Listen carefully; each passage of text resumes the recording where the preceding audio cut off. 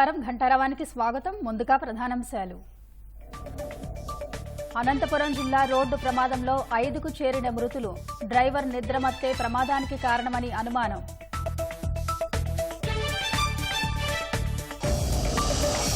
ప్రకాశం జిల్లా ఉప్పు రైతులను నిండా ముంచిన వర్షం. మోటుమాలలో 3000 ఎకరాల్లో పంట జలమయం.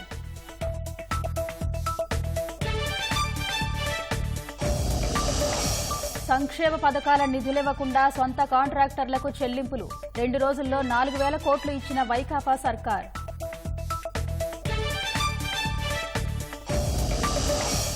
ఏబీ వెంకటేశ్వరరావుకు ఇంకా పోస్టింగ్ ఇవ్వని సర్కార్. పదవీ విరమణ వరకు జాప్యం చేసేలా సీఎస్ ఎత్తుగడలు.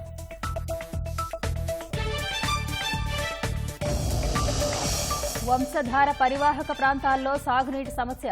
కాలువల నిర్వహణ గాలికొదిలేసిన అధికారులు.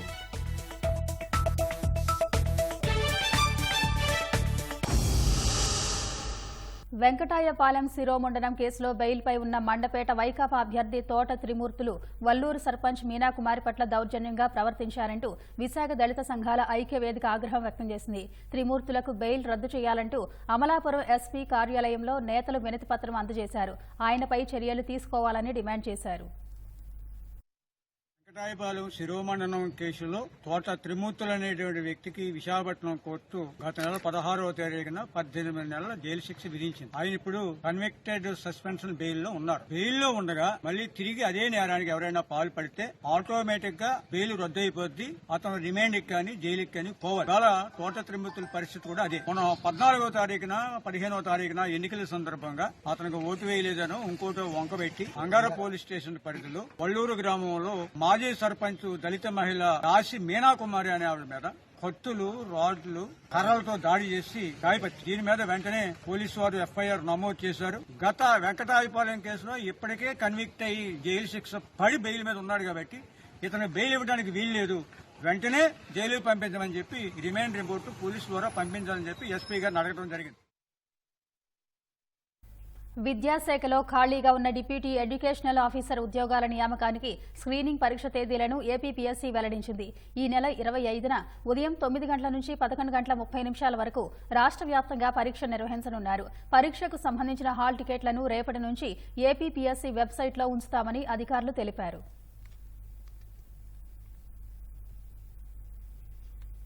అనంతపురం జిల్లా ఉరవకొండ ప్రభుత్వ డిగ్రీ కళాశాల ప్రిన్సిపాల్పై వచ్చిన ఫిర్యాదు మేరకు ఆర్జేడీ విచారణ జరిపారు. కళాశాలలో పనిచేసే రికార్డ్ అసిస్టెంట్ కళ్యాణి ప్రిన్సిపల్ రామకృష్ణపై ఉన్నతాధికారులకు ఫిర్యాదు చేశారు. లేనిపోని మాటలతో తనను ఇబ్బందులకు గురి చేస్తున్నారని ఆరోపించారు. బాధితురాలు ఇచ్చిన ఫిర్యాదుతో ఉన్నత విద్యా కమిషనర్ కడప ఆర్జేడీ నాగలింగారెడ్డిని విచారణ అధికారిగా నియమించారు. కళాశాలకు వచ్చిన నాగలింగారెడ్డి బాధితురాలైన కళ్యాణి నుంచి ప్రిన్సిపల్ రామకృష్ణ నుంచి రాతపూర్వక వివరణ తీసుకున్నారు.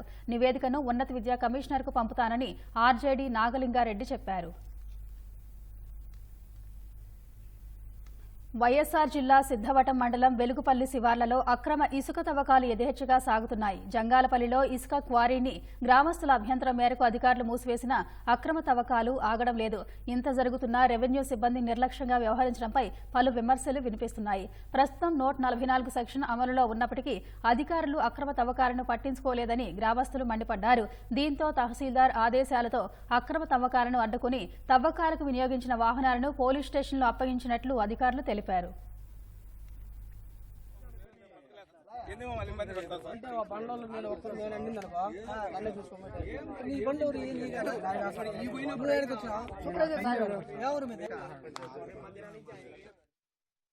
ప్రకాశం జిల్లా కొండేపి పోలీస్ స్టేషన్ ఎస్ఐపై సీఈఓ ముఖేష్ కుమార్ మీనాకు బాపట్ల జిల్లా సంతమాగులూరుకు చెందిన కూలీలు ఫిర్యాదు చేశారు.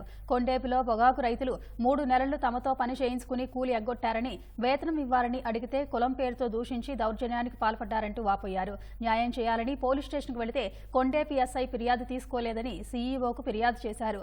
కూలీల సమస్యపై విచారించి న్యాయం చేయాలని వారి ఫిర్యాదును ముఖేష్ కుమార్ మీనా డీజీపీకి పంపారు. చేతులు మొత్తం చేసేసినాక లెక్కలు చూసుకున్నా వెళ్దాం అది ఇదని మా మేస్త్రి ఆడావిడి చేసిండు. సరేనని బయలుదేరాం అందరూ. వాళ్ళు దాని గురించి వచ్చి మీరు అట్టా ఇట్టా మీరు ఆగుబాగా కొట్టారని చెప్పారు.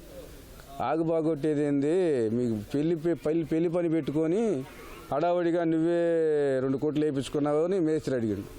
మేస్త్రి అడిగినందుకు లెక్కలు చూస్తాం, అది చూస్తాం, ఇది చూస్తాం అని వచ్చారు. వచ్చిన తర్వాత ఆ రైతులను తెల్లారి మళ్ళీ లెక్కల కోసం కూర్చున్నాం. ఆ రైతులందరూ ఒకసారికి వచ్చారు, పడితే అట్టే నువ్వు కూర్చున్నట్టు తిట్టారు మేస్త్రిని. తిట్టి అబ్బాయి వికలాంగులను కూడా చూడకుండా చెప్పు తీసుకురాకబడ్డారు. కనీసం పని అయిపోయినాక 20 రోజులు 15 రోజులు ఖాళీగా ఉన్నాం. ఆడ నీళ్లు లేవు, నిప్పులు లేవు, ఏం కులం పేరు కూడా తిట్టారండి వాళ్ళు. అయితే బాలయ్య నాయన అయితే ఇక్కడికి వస్తే సార్కి అవి చూపించి అన్ని పెడితే సాయంత్రం లోపల ఫ్యాక్స్ చేస్తారమ్మా కాగితాలు అక్కడికి అని చెప్పారు. ఆ అమ్మాయి పేరు నాగమణి అండి. ఆ అమ్మాయి 6వ నెల బీపీ డౌన్ అయిపోయింది. కర్రలు మోస్తే కూడా అంతను పడిపోయింది. మేము ఇండిషన్ చేసుకొచ్చినా కొట్టు పెడతాం సార్ అంటే ఊరుకోలేదండి. ఎగబడ్డారు కొట్టడానికి కూడా. అసలు బాగలేకపోయినా మా పని మాకు చేయాలని మమ్మల్ని ఇది అసలుకి ఎట్టబడితే అట్ట మీ కులం పేరు పెట్టి ఎట్టబడితే అట్ట తిట్టారండి. ఆ అమ్మాయిని అట్ట పండేసుకొని మేము కొట్టు పెట్టి చేసి రాత్రి 1 గంట అప్పుడు డాక్టర్ గారి దగ్గరికి తీసుకెళ్ళి చూపించుకొని మళ్ళీ వచ్చి ఇంటికి వస్తే 2 అయింది. మేము తెల్లారి కొట్టు కొట్టలేమంటే ఇంటి మీదకి చెప్పులు తీసుకొని వచ్చారండి కొట్టడానికి. మా మీదకి కొట్టి ఎవరి కోసం ఆపుతారు, దేనికి ఆపుతారు? మీరు సచ్చినా మా బాధలు మాకు బాధైపోతుందని లేచారు సారు. మరి అంత దరిద్రంగా తిట్టారు మమ్మల్ని. మా కులం పేరు ఎత్తి అసలుకి పిల్ల తల్లులు లేవలేని వాళ్ళు మేము అంత చాకరీ చేసాం. 3 నెలలు చాకరీ చేసాం. మాకు రావాల్సిన రూపాయే సార్ మేము అడుగుతుంది కూడా. మాకు ఎక్స్ట్రా డబ్బులు కూడా మాకు అవసరం లేదు వాళ్ళ కాడి నుంచి. కేసులు కట్టకుండా నీరు గారుస్తున్నారు పోలీస్ యంత్రాంగం. ఎన్నోసార్లు వాట్సాప్ పెట్టినా, ఎన్నోసార్లు మేము లెటర్లు పెట్టినా దాన్ని రెస్పాండ్ కావట్లేదు. మరి అతని మీద SC ST అట్రాసిటీ కేసు పెట్టాలని కూడా మేము డిమాండ్ చేస్తున్నాం. రాష్ట్రంలో పోలింగ్ హింసాకాండను నిగ్గు తేల్చే పని మొదలైంది. ఎన్నికల సంఘం ఆదేశాల మేరకు ఐజీ వినీత్ బ్రిజ్లాల్ నేతృత్వంలో 13 మంది సభ్యుల ప్రత్యేక దర్యాప్తు బృందం ఏర్పాటైంది. పల్నాడు, తాడిపత్రి, తిరుపతి హింసాత్మక ఘటనల్లో ప్రతి అంశంపైన కేసు నమోదు చేసేలా చూడాలని, అవసరమైతే కొన్ని అదనపు సెక్షన్లను జోడించాలని సిట్ను డీజీపీ ఆదేశించారు. రాష్ట్రంలో జరుగుతున్న హింసాత్మక ఘటనలపై విచారణను ఎన్నికల సంఘం సిట్కు అప్పగించింది. ఎన్నికల సంఘం ఆదేశాలతో ఐజీ వినీత్ బ్రిజ్లాల్ నేతృత్వంలోని 13 మందితో సిట్ చేస్తూ డీజీపీ ఉత్తర్వులు ఇచ్చారు. సిట్ బృందంలో ఏసీబీ ఎస్పీ రమాదేవి, ఏసీబీ అదనపు SP Soumyalatha, Srikakulam ACB DSP Ramanamurthy, CID DSP Srinivasulu, Ongole ACB DSP Srinivasarao, Tirupati ACB DSP Ravi Manoharachari, Guntur range inspector Bhushanam, Visakha intelligence inspector Venkatarao, ACB inspector Ramakrishna, ACB inspector Srinivas, ACB inspector Sivaprasad, Ongole PTC inspector Moin, Anantapuram ACB inspector Prabhakar సభ్యులుగా ఉన్నారు. పల్నాడు, తాడిపత్రి, తిరుపతిలో జరిగిన హింసాత్మక ఘటనలపై విచారణ జరిపి నివేదిక ఇవ్వాలని సిట్ బృందాన్ని డీజీపీ ఆదేశించారు. సంబంధిత నివేదికను 2 రోజుల్లో ఈసీకి పంపిస్తామని సిట్ బృందం తెలిపింది. పోలింగ్ రోజు, ఆ తర్వాత పల్నాడు, అనంతపురం, తిరుపతి జిల్లాలో జరిగిన హింసను సిట్ సమీక్షించనుంది. కేసు విచారణ సంబంధిత ఇన్వెస్టిగేటింగ్ ఆఫీసర్ నిర్వహించిన దర్యాప్తు తీరుని సిట్ స్వయంగా పర్యవేక్షిస్తుంది.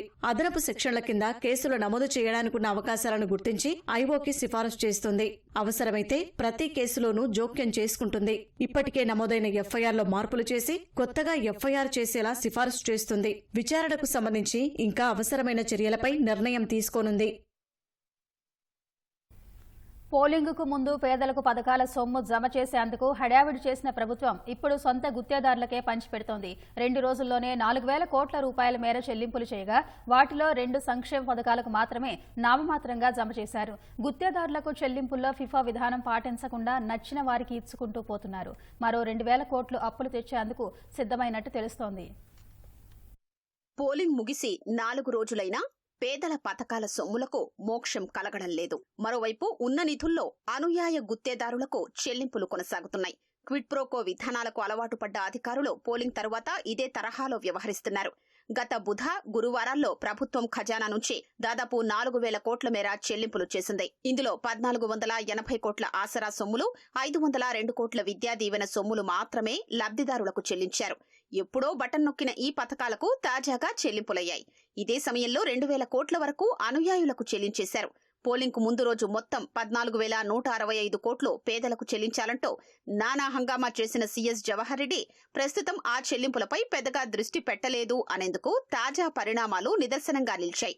ఆసరా, విద్యా దీవెన పథకాల కింద మరికొంత సొమ్ము ఇంతకుముందే చెల్లించినట్లు సమాచారం. ఇవి కాకుండా వైఎస్సార్ చేయూత, ఈబీసీ నేస్తం, వైఎస్సార్ కళ్యాణమస్తు, వైఎస్సార్ షాదీ తోఫా, రైతులకు పెట్టుబడి రాయితీ సొమ్ములు జమ చేయాల్సి ఉంది. శుక్రవారం నాటి పరిస్థితుల ప్రకారం ప్రస్తుతం చేతిలో 200 కోట్ల నగదు ఉన్నట్లు సమాచారం. అంటే వేస్ అండ్ మీన్స్ కింద తీసుకున్న చెల్లింపులు కూడా రిజర్వ్ బ్యాంకుకు పూర్తి చేసినట్లే. మరోవైపు వచ్చే మంగళవారం రిజర్వ్ బ్యాంకు నిర్వహించే సెక్యూరిటీల వేలంలో పాల్గొని మళ్లీ రుణ సమీకరణకు ప్రయత్నిస్తున్నారు. ఈ రూపేణా 2,000 కోట్లు తీసుకురానున్నారు. ఆ నిధులు బుధవారం ఖజానాకు చేరతాయి.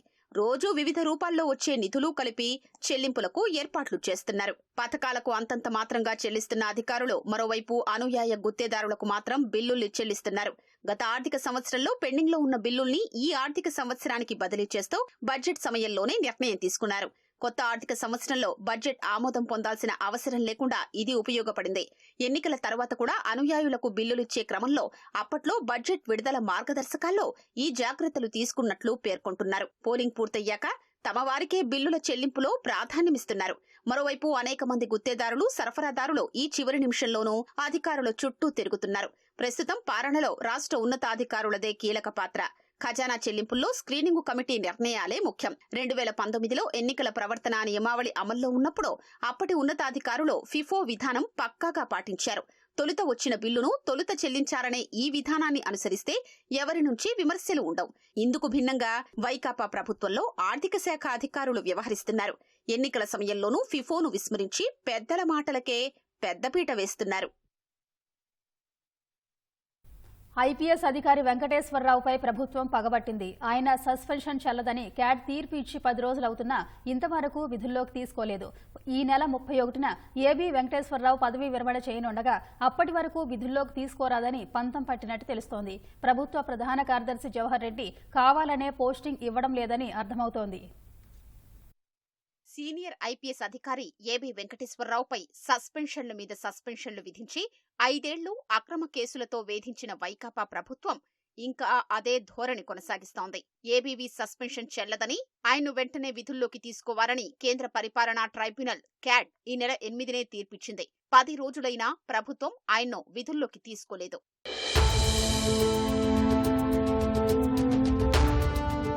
క్యాట్ తీర్పు ప్రతులు బయటకు రావడానికి 3 రోజుల సమయం పట్టగా ఆ వెంటనే ఏబీ వెంకటేశ్వరరావు ప్రభుత్వ ప్రధాన కార్యదర్శి జవహర్ రెడ్డిని కలిసి తనను విధుల్లోకి తీసుకోవాలని దరఖాస్తు సమర్పించారు.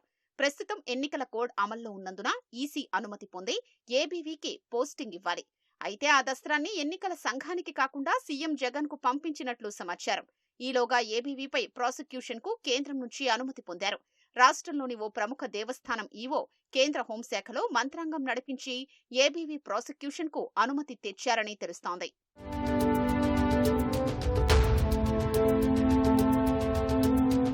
ఈ నెలాఖరున ఏబీవీ పదవీ విరమణ చేయనున్నారు. అప్పటి వరకు తాత్సారం చేసి ఆయన్ను విధుల్లోకి తీసుకోకుండానే పదవీ విరమణ చేయించారనే ఎత్తుగడ, దీని వెనుక ఉందనే విమర్శలు వ్యక్తమవుతున్నాయి. ఏబీ వెంకటేశ్వరరావు సస్పెన్షన్ ను ఎత్తేస్తూ క్యాట్ ఇచ్చిన ఆదేశాల్ని సీఎస్ జవహర్ రెడ్డి గురువారం ఏపీ హైకోర్టులో సవాల్ చేశారు. వెకేషన్ బెంచ్ లో పిటిషన్ వేసినా సీజీ అనుమతి లభించకపోవడంతో అది అడ్మిట్ కాలేదు. పోలింగ్ అనంతర హింసకు బాధ్యుణ్ణి చేస్తూ ఈసీ తనపై చర్యలు తీసుకుంటే తన తరువాత వచ్చే అధికారి ఏబీవీకి పోస్టింగ్ ఇచ్చేస్తారేమోనని సీఎస్ జవహర్ రెడ్డి ఢిల్లీలోని ఈసీ ఎదుట హాజరు కావడానికి ముందే క్యాట్ తీర్పుపై హైకోర్టులో సవాల్ చేశారనే అనుమానం ఐపీఎస్ వర్గాల్లో వ్యక్తమవుతోంది. తద్వారా ఆయన సీఎస్ పోస్టులో లేకున్నా ఏబీవీకి పోస్టింగ్ రాకుండా అడ్డంకులు సృష్టించారన్న వాదన వినిపిస్తోంది. వాస్తవంగా క్యాట్ ఆదేశాల్ని అమలు చేయకపోవడం ధిక్కారమేనని ఐపీఎస్ వర్గాల్లో చర్చ నడుస్తోంది. క్యాట్ ఆదేశాలు అమలు చేసి ఏబీవీకి పోస్టింగ్ ఇవ్వడానికి ప్రాసిక్యూషన్ తో సంబంధం లేకపోయినా సరే ఆయనకు పోస్టింగ్ ఇవ్వట్లేదు. చివరకు విజయవాడ తూర్పు నియోజకవర్గం పరిధిలో ఏబీ వెంకటేశ్వరరావు దంపతుల ఓట్లు తొలగించేశారు. ప్రభుత్వ ఫ్యాక్షనిజంతో అత్యంత విలువైన సర్వీస్ను కోల్పోయిన ఏబీవీకి పదవీ కాలం చివర్లోనూ క్షోభ తప్పడం లేదు. అకాల వర్షం ఉప్పు రైతులను నట్టేట ముంచేసింది. ప్రకాశం జిల్లా కొత్తపట్నం మండలం మోటుమాలలో వర్షానికి సుమారు 3,000 ఎకరాల పైచీలకు ఉప్పు పంటలు నీటిపాలయ్యాయి. అప్పులు తెచ్చి సాగు చేసిన పంటలు చేతికి అందాయనుకుంటున్న సమయంలో కుండపోత వాన ఆశలను ఆవిరి చేసిందని రైతులు వాపోయారు.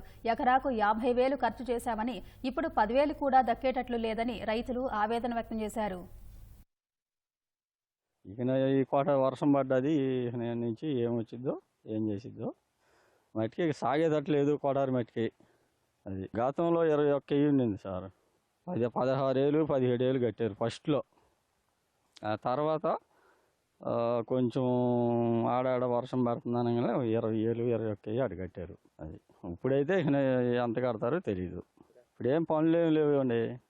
ఇదే పని, దీని మీదనే బతకాలా, అప్పు తెచ్చుకొని ఏమన్నా కానీ వడ్డీలు పడిపోతున్నాయి అప్పు తెచ్చుకున్నట్టుకి. ఎకరాకు వచ్చేసి 30,000 కాడ నుంచి పైన అయింది. అంటే మా సొంత సాగిరితో కూడా వేసుకుంటే 50,000 అయింది. రేటు ఉంటే వస్తుంది, లేకపోతే రాదు. దాని డబ్బులు దానికి కూడా రాదు. ఒక్కో సంవత్సరం పెట్టుబడి తెచ్చినవి వడ్డీలు పడిపోతుంటాయి, కమిషన్లో వడ్డీ. ఈ నెల మే నెల కాడ నుంచి ఇప్పుడు బాగా వర్షం పడ్డది కదా, ఇక జనవరి దాకా మాకు పనులు లేవు. ఈ సమయంలో ఎవరో మాగాళ్ళు ఉండవాళ్ళు వేస్తారు, లేకపోతే ఇక అంతా కూలీల మీద ఆధారపడుతున్నాయి. ప్రభుత్వం నుంచి ఏదన్నా మాకు సహాయం చేయాలి సార్. ఉప్పు రైతు సాగుబడి చేస్తుంటాము. డిసెంబర్ నుంచి ఇప్పుడు ఏప్రిల్ దాకా బాగానే వచ్చింది.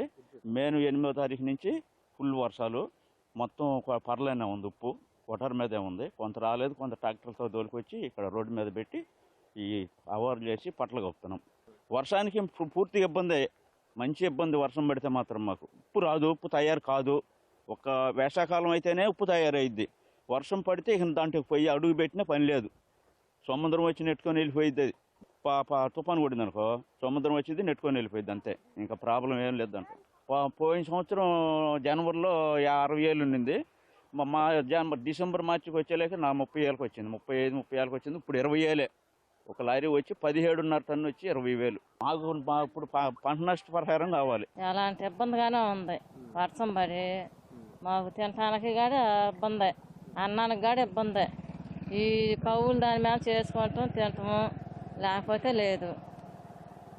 పిల్లకాయలకి దాని మీద జరుపుకోవాలా, అన్నిటికీ దాని మీద జరుపుకోవాలంటే కవులు తీరటంలా మేము అల్లాడిపోతున్నాం. చేసుకుంటే తిన్నట్టు, లేకపోతే పసుతుంటున్నాము, చేయలేని రోజు. అప్పు చేస్తానికి కూడా పనులు లేవు. ఇప్పుడు పనులు లేనప్పుడు ఇక నాతనే పసుతుండాలి ఒక్క రోజు. శ్రీకాకుళం జిల్లా వంశధార పరివాహక ప్రాంతాలను సాగునీటి సమస్య వేధిస్తోంది. కుడి, ఎడమ ప్రధాన కాలువల నిర్వహణను దశాబ్దాలుగా గాలికొదిలేశారు. మరమ్మతులు చేయకపోవడంతో షట్టర్లు శిథిలావస్థకు చేరాయి. ఫలితంగా నీరు అందక రైతులు తీవ్రంగా ఇబ్బంది పడుతున్నారు.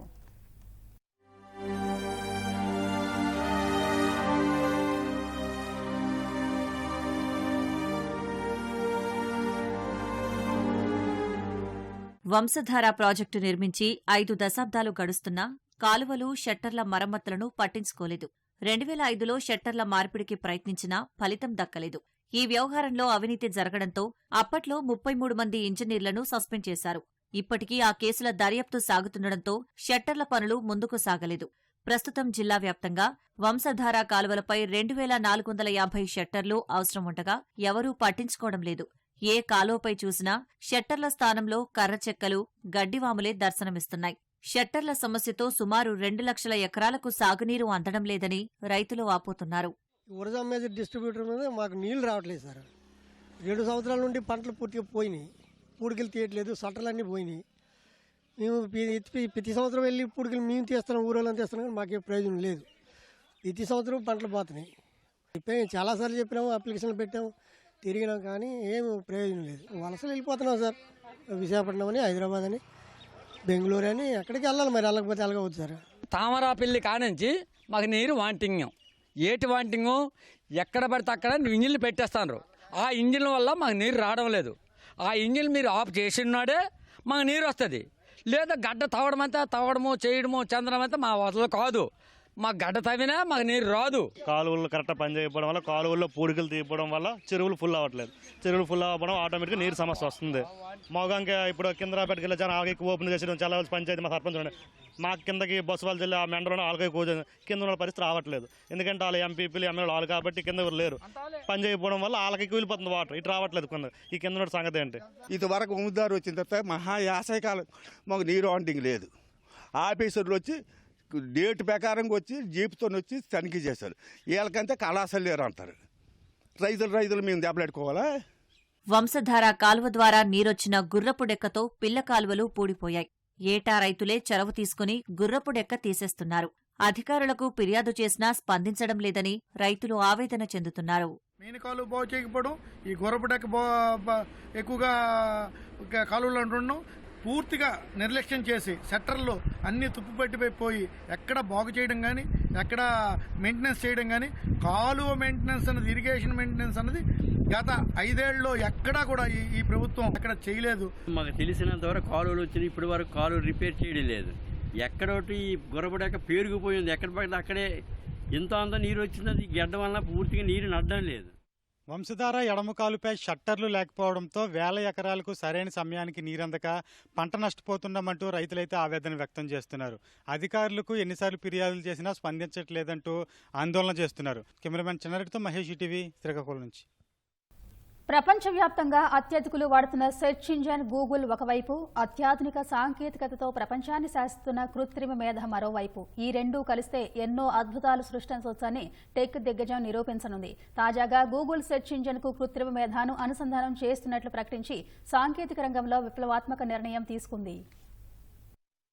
వినియోగదారులకు మరింత వేగంగా సేవలందించేందుకు గూగుల్ సెర్చ్ ఇంజన్ కు కృత్రిమ మేధను అనుసంధానం చేస్తున్నట్లు టెక్ దిగ్గజం ప్రకటించింది. ఈ నిర్ణయంతో సెర్చ్ చేసే విధానాలు మారనున్నట్లు తెలిపింది. దీనివల్ల ప్రకటనల ద్వారా వచ్చే ఆదాయానికి గండిపడనున్నట్లు గూగుల్ పేర్కొంది. కొత్త ఫీచర్ను ముందుగా అమెరికాలో అందుబాటులోకి తేనున్నట్లు ప్రకటించింది. ఆ తర్వాత వాటి ఫలితాల్ని విశ్లేషించి ఆ సేవల్ని ఇతర దేశాలకు విస్తరించనున్నట్లు గూగుల్ తెలిపింది. ఈ ఏడాది చివరి నాటికి సుమారు 100 కోట్ల మందికి ఈ సేవల్ని అందుబాటులోకి తేవాలని గూగుల్ లక్ష్యంగా పెట్టుకుంది. వినియోగదారులు సుదీర్ఘ సంక్లిష్టమైన ప్రశ్నలకు సమాధానాలు తెలుసుకోవడానికి, చిత్రాలకు సంబంధించిన ఖచ్చితమైన సమాచారం పొందడానికి కొత్త ఫీచర్ తోడ్పడుతుందని గూగుల్ సీఈఓ సుందర్ పిచాయ్ వెల్లడించారు.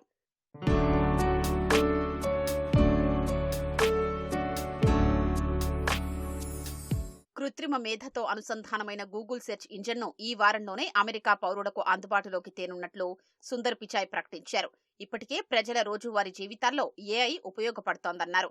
Multi modality, long contexts agent వంటి తమ కృత్రిమ మేధ ఆవిష్కరణలో ప్రజలు పనిచేయగల సామర్థ్యాన్ని మరింత పెంచనున్నాయని సుందర్ పిచాయ్ వెల్లడించారు. కృత్రిమ మేధను ప్రతి ఒక్కరికి ఉపయోగపడేలా తీర్చిదిద్దడానికి శ్రమించడంతో పాటు బాధ్యతాయుతమైన విధానాన్ని అనుసరిస్తున్నట్లు సుందర్ పిచాయ్ తెలిపారు.